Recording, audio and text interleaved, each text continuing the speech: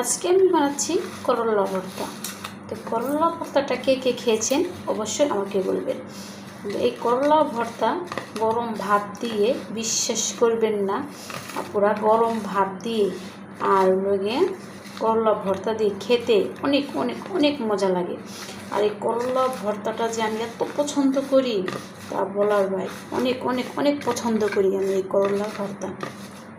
করলা ভর্তাটা বানানোর জন্য আমি নিয়েছি পেঁয়াজ, কাঁচামরিচ নিয়ে লবণ নিয়ে ভালো মতো ঢেলে নিচ্ছি। ঢেলে নেওয়ার পর এই জায়গায় আমি সরিষার তেল দিয়ে দিচ্ছি। সরিষার তেলটা দিয়ে দিলাম। সরিষার তেল দিয়ে ভালোভাবে ঢেলে নেব।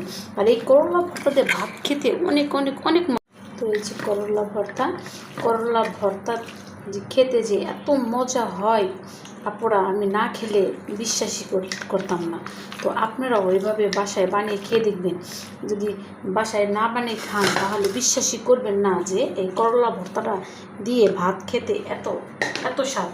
তো গরম গরম ভাতের সাথে করলা ভর্তা দিয়ে এক প্লেট ভাত অনায়াসে খেয়ে ফেলবো।